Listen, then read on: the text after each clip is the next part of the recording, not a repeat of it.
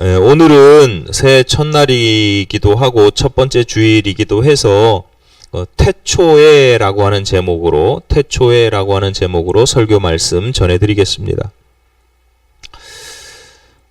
제가 설교 준비를 하기 위해서 그때가 과연 언제였나 하고 인터넷으로 검색해 보니까 1993년도더라고요. 1993년도에 새로 출시된 담배가 있었습니다. 제가 그 당시 신학생이고 지금 목사인데도 그 당시에 출시되었던 담배가 기억나는 이유가 있어요. 그 담배의 이름이 1993년도에 출시된 담배의 이름이 글로리였습니다. 글로리. 번역하면 영광입니다. 영광. 교회에서 흔히 쓰는 표현이고요. 더 솔직하게, 더 정확하게 말씀드리자면 그 당시는 글로리라고 하는 표현을요, 교회 밖에서 들어본 적이 없습니다. 오직 교회에서 성도들이 자주 쓰는 단어인데요. 당시도 그렇고 지금까지도 그렇고 왜 다 굳이 담배 이름이 글로리였는지 도무지 알 수가 없습니다. 영광인지 알 수가 없어요. 세월이 흘렀습니다. 어느 날 새로운 고급 승용차가 출시되었어요. 처음 보는 자동차가 나왔어요. 물어봤더니 이름이 제네시스랍니다. 지금도 출시되고 있고 우리나라 최고의 명품 프리미엄 브랜드를 추구하고 있다고 그래요. 그런데 혹시 여러분 제네시스의 뜻을 아세요? 목회자에게 이게 너무 익숙한 이름이거든요. 제네시스라는 단어가 목회자에게 너무 익숙한 단어예요. 왜냐하면 우리가 오늘 읽은 구약 성경의 첫 번째 책인 창세기를 영어로 제네시스라고 합니다. 그러니까 자동차가 처음 나왔는데 제네시스래요. 그래서 같이 있던 목사님들이 창세기? 웬 자동차 이름이 창세기야? 사실 창세기라고 하는 것은 우리나라식의 번역이에요. 그래서 창세기라는 말 자체가 세상을 창조한 기록 이렇게 되어 있잖아요. 그러니까 창세기라고 하는 성경책에 그 내용이 들어가 있는 의미, 그러니까 뜻을 가진 단어가 이름에 뜻이 들어가 있어요. 세상을 지은 이야기, 이렇게 세상에 대한 세상 창조에 대한 기록 이렇게 되어 있는데, 원래 창세기에 대한 히브리 사람들, 그러니까 원래 창세기를 기록한 사람들은 성경의 제목을 우리 창세기, 출애굽기도 벌써 그 뜻이 들어가 있잖아요. 레위기, 민수기도 숫자를 셌다는 뜻이고 백성들의 숫자를 셌다는 뜻이고 우리는 그 의미가 들어가 있는데 원래 유대인들이 성경의 이름을 정할 때는 부를 때에는 그 성경의 첫 번째 단어를 써요. 우리 찬송가 제목 보면 찬송가 대부분 첫 번째 단어 하듯이 그 성경의 첫 번째 단어를 그 책의 제목으로 삼는데 창세기의 첫 번째 시작이 베레시트입니다. 베레시트. 이게 무슨 뜻이냐? 베는 전치사이고요. 뭐뭐에, 그러니까 태초에 할 때 에라는 뜻이고 레시트는 시작, 기원을 의미합니다. 그래서 히브리 사람들에게, 유대인들에게 창세기는 그들은 뭐라고 읽냐면 태초에 이렇게 읽어요. 태초에. 근데 그 태초에라고 하는 단어, 태초라는 단어의 그리스어식 번역, 그리고 그것이 영어식 번역으로, 그리스어로는 게네시스고 그 게네시스가 영어식 번역으로 넘어오면서 제네시스가 된 거예요. 그러니까 제네시스는 시작, 기원, 태초. 그러니까 제네시스를 만든 자동차에서는 아마도 우리가 새로운 자동차, 고급 자동차, 자동차 업계에서 무언가 독보적인 업적을 이루는 최초의 그 무엇이 되고 싶었던 것 같습니다. 아니면 영어권 사람들에게는 제네시스, 태초의 기원에 이게 되게 좀 폼나는 단어고 폼나는 표현이거든요. 근원, 태초, 창조 뭐 이런 게 우리가 들어도 뭐 좀 이렇게 뭐 좀 거창해 보이잖아요. 그래서 썼을 수도 있습니다. 여러분 한 번쯤은 드셔보셨을 치킨 브랜드 BBQ 아시죠? 네, BBQ를 만드는 회사 이름이 뭔지 아십니까? 제너시스입니다. 기원, 태초. 이게 제네시스를 어떤 곳에선 제네시스라고 발음하고 어떤 곳에선 제너시스라고 발음을 하죠. 자, 창세기의 시작이자 구약 성경의 시작. 그리고 오늘 설교 제목이 태초에입니다. 여러분, 태초라는 단어를 들으면 어떤 이미지가 확 떠오르세요? 앞서 말씀드린 것처럼 무언가 거창하고 폼나고 대단해 보이는 뭐 그런 단어예요. 성경을 시작하는데 맨 첫 번째 단어 정도는 그렇게 엄청난 단어 정도를 써줘야 폼이 나는 거예요. 여러분 상상을 한번 해보세요. 여러분이 어느 날 하나님께서 야, 너 창세기 기록해. 그래서 창세기를 다 기록하는 최초의 기록자예요. 어떤 단어로 시작하겠습니까? 뭐라고 쓰시겠어요? 하나님께서 불러주시는 대로 그대로 토시 하나 안 틀리고 받아쓰기를 한다는 전설도 있습니다만 뭐 사실 여부를 확인할 방법은 없죠. 그렇다고 하더라도 하나님께서 이렇게 불러주시는데 왜 굳이 성경의 시작을 얼마나 중요해요? 시작 첫 번째가 얼마나 중요해요? 그걸 태초에라고 하는 단어로 시작하냐고요? 거창해서요? 폼나서요? 대단해서요? 태초에 그 다음이 뭐예요? 태초에 하나님이 천지를 창조하시니라. 만약에 거창하고 폼나는 단어로 쓰자면 하나님이가 먼저 나와야죠. 하나님이 태초에 이렇게 시작하면 성도들에게는 태초보다 하나님이 더 크신 분이잖아요. 그게 더 그럴듯하단 말이에요. 신앙인들에게는 태초라는 단어보다 훨씬 크고 중요한 단어죠. 그런데도 굳이 성경이 하나님이 이렇게 시작하지 아니하고 태초에라고 시작되는 건 우연한 일은 아닙니다. 어쩌다가 그렇게 된 일이 아니고요. 그 단어의 의미도 중요하지만 그 단어가 맨 처음 그 위치 단어 태초에라고 시작되었다는 것도 굉장히 신학적인 고민이 담겨 있는 것이고요. 오늘날 우리가 그 신학적 고민과 의미를 모두 다룰 수도 없고 다룰 필요도 없습니다. 신학자에게 오늘 성경 본문에 시작된 태초에라고 하는 단어 하나를 탁 맡겨두면 그 태초에라는 단어 하나로 그 신학적 의미와 가치와 여러 가지 해석들을 책 한 권은 수백 페이지 책 한 권은 만들어낼 수 있어요. 그걸 우리가 다 지금 공부하자는 거 아니에요. 그러나 단 한 가지, 제가 이렇게 구구절절히 말씀드리는 단 한 가지 이유가 있어요. 누구에게나 시작이 중요하다는 거예요. 시작이. 성경을 하나님이 이렇게 시작하지 않고 태초에라고 시작했다는 건 어떤 의미가 있느냐? 태초, 시작이라고 하는 것이 갖는 의미가 매우 그게 하나님보다 중요하다는 건 아니지만 매우 중요하다, 의미 있다, 이런 것을 우리가 읽을 수 있어요. 여러분 속담의 첫 단추를 잘 꿰어야 한다, 이런 속담 아시죠? 참 이상하게도 어렸을 때 한두 번쯤은 꼭 경험해 보는 일 아닙니까? 첫 단추 혹시 한 번도 나는 잘못 꿰본 적이 없다, 뭐 이런 분 계세요? 옛날에 그 난방이라고 그러잖아요. 어렸을 때 꼭 한두 번쯤은 그 난방의 첫 단추를 잘못 꿰면, 제가 처음 경험은 끝까지 단추를 다 끼고 나서 알았어요. 다 끼고 나서 맨 나중에 하나가 남네.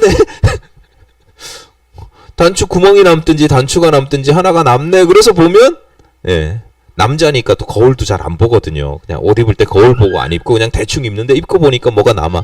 그러면 다시 어디로 가야 돼요? 처음으로. 뭐 옷을 앞뒤로 뒤집어 입으면 그냥 목까지만 빼서 돌려서 입으면 돼요. 근데 첫 단추를 잘못 깨면 다시 처음으로 다시 돌아가야 돼요. 그러니까 시작이 잘못되면, 중간에 잘못되면 모르는데 시작이 잘못되면 참 돌이키기가 어려운 경우가 많아요. 처음으로 다시 가야 되거든요. 시작이 반이다, 뭐 이런 표현도 있잖아요. 출발을 잘해야, 출발만 잘해도 절반을 이룬 것이나 마찬가지다. 출발 잘하면 반은 끝난 거나 마찬가지라는 거예요. 몇 주 전에 주일날 아침에 우리 현성이가 있거든요. 5학년짜리 현성이가 있는데 현성이가 뜬금없이 질문을 하더라고요. 목사님, 권총 쏠 때요, 왜 팔을 쭉 뻗고 쏴요? 권총을 쏠 때, 목사님 하나님이 누구예요? 이런 거 안 물어보고 권총 쏠 때 왜 팔을 쭉 뻗고 쏘냐고. 제가 그렇게 보이나 봐요. 그래서 제가 설명했죠. 그거 흔들리지 않으려고 그래. 항상 어디다 거치하거나 기대거나 이렇게 뻗고 하는 건 흔들리지 않으려고 그래. 왜 안 흔들려야 돼요? 총알이 발사되는 시점, 시작점에서 1도만 틀어져도 그 총알이 닿는 탄착 지점에서는 엄청난 차이가 나는 거죠. 그러니까 시작만 잘해도 절반은 맞춰요. 그러니까 시작이라는 것이 굉장히 중요해요. 그런데 이게 물리적인 현상에서만 나타나는 게 아니에요. 예를 들어서 여러분이 어떤 일을 한다고 쳐요. 그 일을 시작할 때 내가 그 일을 어떻게 시작하느냐, 이거 중요하죠. 그런데 따지고 보면요, 그 일을 어떻게 시작하는, 그 일의 시작보다 앞서는 시작이 있어요. 예를 들어서 마음을 먹는 거죠. 내가 그 일을 왜 해야 되는지, 그 일을 어디까지 할 것인지. 어떤 일을 시작할 때 여러분 항상 목적이 있어야 되고 목표를 세운단 말이에요. 이걸 내가 왜 하는지가 목적이고 어디까지 이룰 것인지가 목표예요. 그래서 목적과 목표는 다르고 목적과 목표를 항상 헷갈리면 안 되고요. 그 목적과 목표를 잘 세워야 돼요. 일을 시작하기 전에 먼저 목적과 목표를 세우는 게 그 일의 시작보다 앞서는 시작이란 말이에요. 그 일을 어떻게 시작하느냐에 따라서 결과가 달라지기도 하지만 그 목적과 목표를 어떻게 세우느냐에 따라서 그 일의 결과가 달라져요. 그러면 목적과 목표를 세우는 것이 모든 것의 시작이냐? 아니요. 그보다 앞서는 시작이 또 있어요. 예를 들어서 의지 같은 거죠. 아주 단순하게 예를 들자면 내가 이런 목적과 목표를 세우는데 어떤 사람은 선의가 있을 수 있어요. 좋은 마음. 어떤 사람은 악의가 있을 수 있어요. 저 새끼 죽여야 되겠어. 내가 복수하고 싶은 마음이 막 불일 듯 일어나가지고 막 그런 악의가 있을 수 있어요. 그러니까 목적과 목표를 세우기 전에 앞서는 또 다른 시작이 있는데 그건 의지예요. 의지. 어떤 의지? 내가 거룩하게 살아야 되겠어. 뭐 이런 의지가 있을 수 있고. 또 그런 의지보다 앞서는 것 또 있죠. 성도들에게는 예를 들어서 하나님께서 주시는 말씀이 되기도 하고 명령이 되기도 하고 어떤 깨달음이 되기도 하고 그런 것에 따라서 시작에 또 앞에 시작이 있고 그 시작의 앞선 또 시작이 있고 여러분 대부분의 이 시작은 또 다른 시작의 결과물인 경우가 많아요. 그 시작이 꼬리에 꼬리를 계속 무는 거죠. 그러다 보니까 사람들이요 그 시작의 시작을 찾아요. 우리가 어떻게 시작이 반이라 그랬잖아요. 어떻게 시작하느냐가 굉장히 중요하다고 했잖아요. 근데 그 시작을 보니까 그 시작 앞에 또 시작이 있고 또 시작이 있네. 그러다 보니까 시편 139편 기자가 13절에서 이렇게 고백합니다. 주께서 내 내장을 지으시며 나의 모태에서 나를 만드셨나이다. 그러니까 지금의 내가 계속 시작된 곳을 찾다 보니까 모태까지 가는 거예요. 내 어머니 뱃속까지 가는 거예요. 그 어머니의 뱃속에서 또 보니까 하나님께서 나를 지으셨대. 그러니까 그 시작을 하나님께서 함께 하셨고 하나님께서 나를 시작하셨다라는 고백이 되는 거죠. 시편 51편의 회개시를 쓴 다윗이 5절에서 이렇게 고백합니다. 내가 죄악 중에서 출생하였으며 어머니가 죄 중에서 나를 잉태하였나이다. 다윗이 하나님 앞에 큰 죄를 짓고 회개를 하는데 하나님 내가 이런 죄를 저질렀어요. 잘못했어요. 이렇게 고백하다 보니까 내가 언제부터 죄를 저질렀을까? 나는 왜 이 죄를 저질렀을까? 계속 근원을 시작을 계속 따지다 보니까 모태까지 가는 거예요. 내가 죄악 중에서 출생하였으며 어머니가 죄 중에서 나를 잉태하였나이다. 이것은 자신의 죄책이 자신의 죄책을 어머니에게 전가하는 그런 자기 변명이 아니에요. 나 태어날 때부터 어쩔 수 없이 나는 죄인으로 태어났으니까 어쩔 수 없어. 이런 자기 변명이 아니에요. 내가 왜 자꾸 죄를 짓지? 보니까 내가 죄를 지어서 죄인이 아니구나. 내가 타고나기를 원래부터 죄인이었기 때문에 죄를 짓는구나라는 자기 죄의 시작에 대한 고민과 고백인 거죠. 죄에 대한 무기력함을 고백하는 것이 아니라 자신의 죄성에 대해서 변명하거나 포장 또는 위장하지 않고 하나님 앞에서 완전히 항복하는 겁니다. 내가 어떤 사건으로서 죄를 저질렀으면 하나님 이거 용서해 주세요 이럴 텐데 아니네, 이거 나 완전히 내가 못돼 먹은 놈이네, 내가 악한 놈이네, 죄인이구나. 어쨌거나 그 고백을 어디에서부터 찾느냐? 그 일의 시작이 아니라 자기 자신의 시작에서부터 찾는 거예요. 이렇게 시작의 시작 또 시작의 시작을 찾아가다 보면 어디까지 올라가겠어요? 최초의 시작에 도착하겠죠? 가장 처음입니다. 오늘 본문에 기록된 태초, 근원, 기원, 제네시스입니다.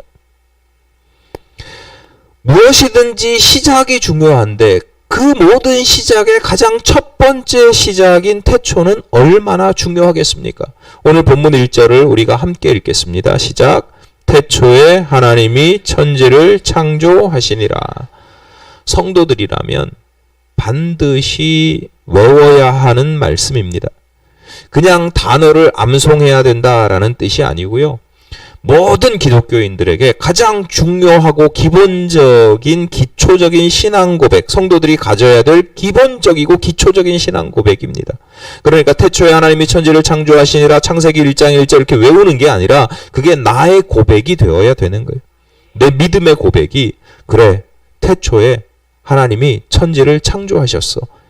난 그렇게 믿어. 라고 고백해야 된다는 거죠. 이게 왜 중요하냐? 여러 가지 아까 말씀드렸듯이 신학자들은 뭐 수백 페이지 책을 만들어낼 정도지만 이게 왜 중요한지 핵심적인 의미만 딱 두 가지로 말씀드리겠습니다. 첫 번째는 뭐냐면 하나님이 계시기 때문입니다. 여러분 늘 말씀드리지만 제발 성경을 과학서적으로 읽지 마세요. 태초에 하나님이 천지를 창조하시니라 제가 여러분의 신앙 고백이 되어야 됩니다 라고 이렇게 말씀을 드렸어요. 또 어떤 사람들은요 이걸 과학적 사실로 자꾸 받아들이려고 그래. 그래서 이건 빼도 박도 없는 과학적인 사실이야 라고 믿는 사람도 있고 어떤 사람들은 이거 어떻게 증명해? 증명할 수 없는 거야. 모르는 거지 뭐 이렇게. 여러분 과학서적으로 제발 성경을 읽지 말라는 것은 이게 과학적 사실에 어긋난다 이런 뜻이 아니에요. 과학적 사실 여부와 상관없이 성경은 일종의 신앙 고백문입니다.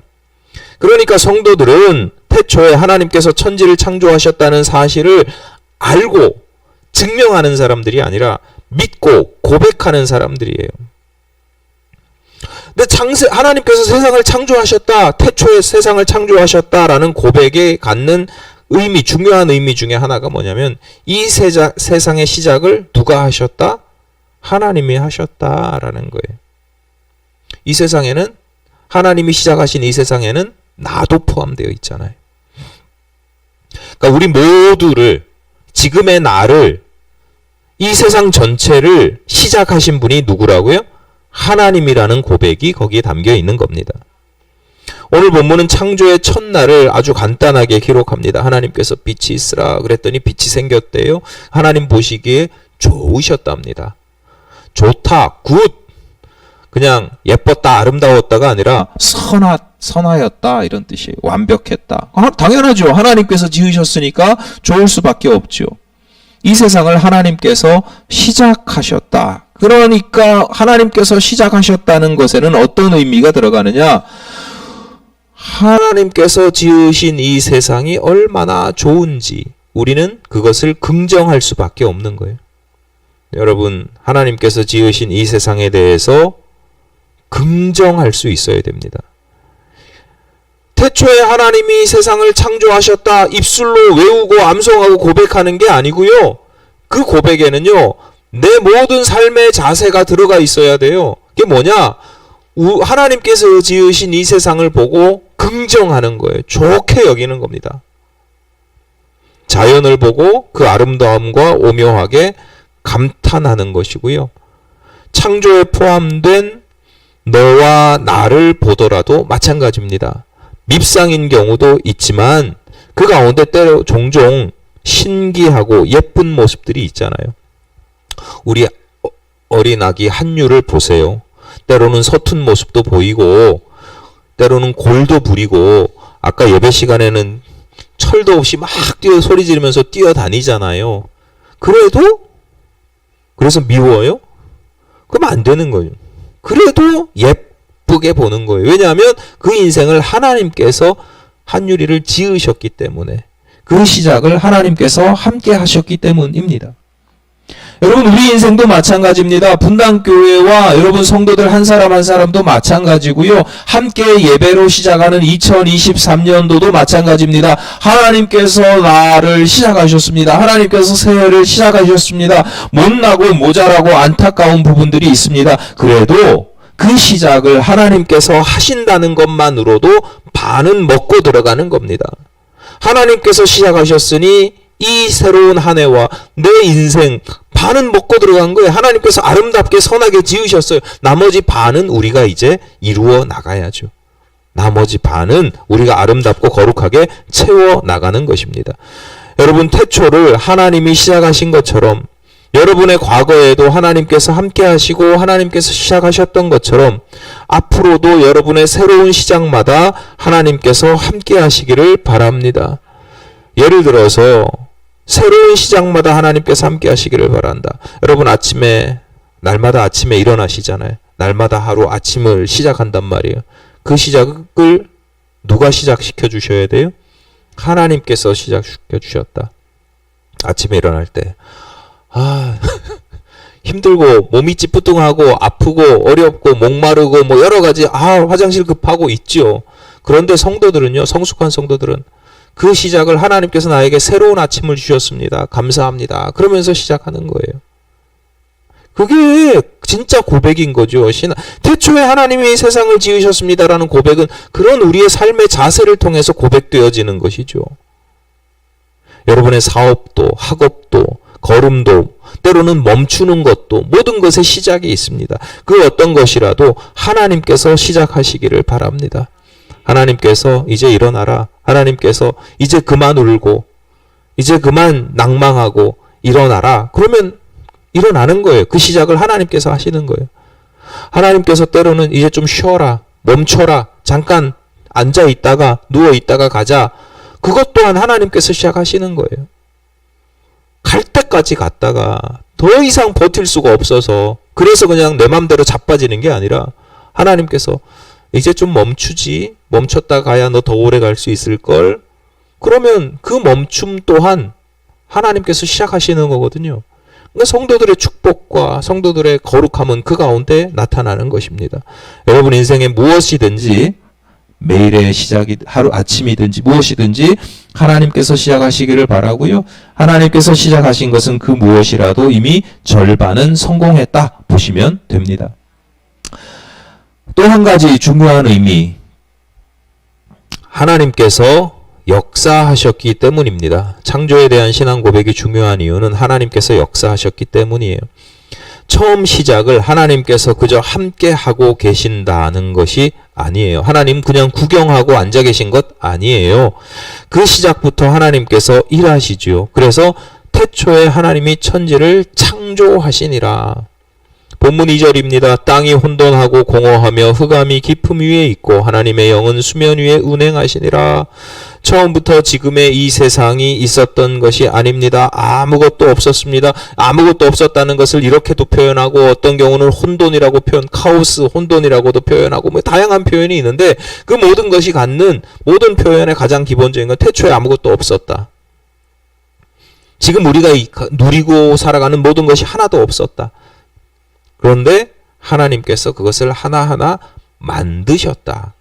말씀으로 지으셨다.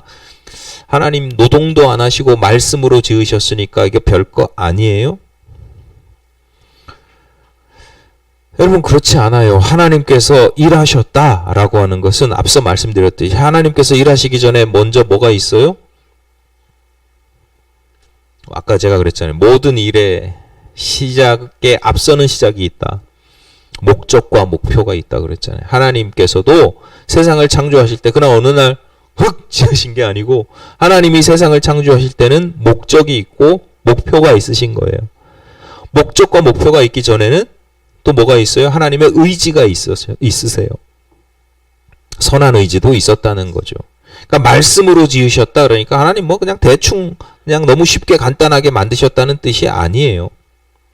2023년도를 시작하는 오늘의 예배도 마찬가지입니다. 하나님께서 이 예배 가운데 함께 하시고 예배를 받으시고 우리의 시작 가운데 함께 하신다는 사실도 좋습니다. 우리의 예배를 기뻐 받으신다는 것도 행복하고 감사합니다. 하지만 하나님은, 우리가 믿는 하나님은, 창조의 신앙을 고백하는 우리 하나님은 그렇게 가만히 앉아서 구경하시는 분이 아니에요. 우리와 함께 시작하실 뿐만 아니라 그 가운데서 누구보다도 열심히 일하시는 분이에요. 역사하십니다. 심지어 하나님께서 일하시는데요. 그 일하시는 내용이 뭐냐? 창조예요. 창조. 무엇인가를 변형시키는 게 아니에요. 재료를 가지고 무엇인가 변형시키는 게 아니고요. 전혀 없던 것에서 아무것도 없는데 무언가를 만들어내는 게 창조예요. 하나님이 세상을 말씀으로 지으셨다라는 건 하나님 대단한 신적인 능력으로 되게 쉽게 세상을 지으셨다는 뜻이 아니라 말씀으로 세상을 지으셨다는 것에는 그런 의미가 있는 거예요. 아무것도 없는데, 아무런 재료도 없는데, 아무것도 없는 가운데 창조하셨다는 뜻이 그 가운데 있는 거예요. 제발 성경을 내가 알고 있는 지식대로 여러분 읽으시면 안 됩니다. 여러분, 여러분의 시작에 하나님께서 함께 하실 뿐만 아니라 역사하시기를 바랍니다. 창조의 하나님이 역사하시면요, 사방이 다 막힌 것 같아도 그 가운데 창조의 하나님은 길을 내시는 분입니다. 아무런 재료가 보이지 않아요. 하지만 아무것도 없어도 하나님은 말씀으로 새로운 것을 창조해내시는 분입니다. 그걸 믿는 게, 그게 우리가 창조의 하나님, 창조신앙을 고백하는 겁니다.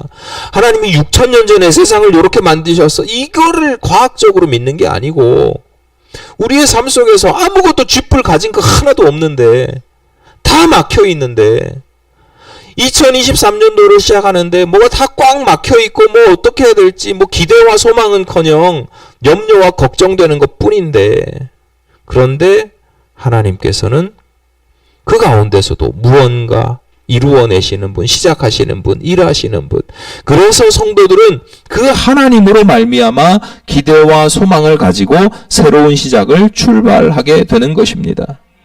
그 믿음을 가지고, 제발 그 믿음을 가지고 간절히 바라오니 그 믿음을 가지고 2023년도를 하나님 보시기에 좋은 세월로 그리고 아름다운 세상으로 만들어내시기를 바랍니다.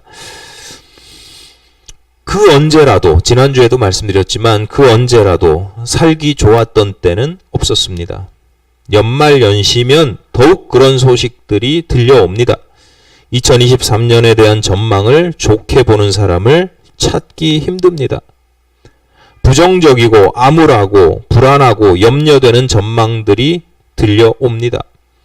거짓이 아니고요, 사실입니다. 에너지 대란이 이어질 것이고 경기는 더욱 침체될 것이고 그 가운데 양극화는 더욱 심화될 것입니다. 그거 다 무시하고 살라는 거 아니에요. 저도 어제 자동차 기름을 넣었어요. 아직 남아있는데 저 원래 기름 한 달에 한 번? 많으면 2번 넣는데요. 웬만하면 대중교통 이용하려고 하고. 근데 기름이 좀 남았는데 넣었어요. 오늘부터 기름값 오른대잖아요. 몇천 원 아끼려고 굳이 내가 왜 이러고 있나 이러면서도 가서 넣었어요. 세상이 어떻게 돌아가는지 잘 알고 사실은 굳이 고민하고 갈등하고 그런 거 어떻게 해야 되나 했는데 어제 선배 목사님한테 문자가 왔더라고요. 빨리 기름 넣으세요. 교회 돈 몇천 원이라도 아껴야죠. 몇백 원이라도 아껴야죠. 그래서 그래 넣자. 그리고 말했는데 세상 어떻게 돌아가는지요. 우리 잘 알고 지혜롭게 대처해야 합니다. 그런데 그 가운데 우리가 불안과 염려와 걱정만 가지고 그렇게 새해를 출발하면 새해가 더 아름다워집니까? 잘 살아낼 수 있고 그 새해가 행복해집니까? 아닙니다. 그저 반복되는 악순환일 뿐입니다. 하나님께서 우리에게 믿음을 주시는 이유가 여기에 있습니다. 다시 말씀드리지만 내가 가진 것 쥐뿔도 없습니다.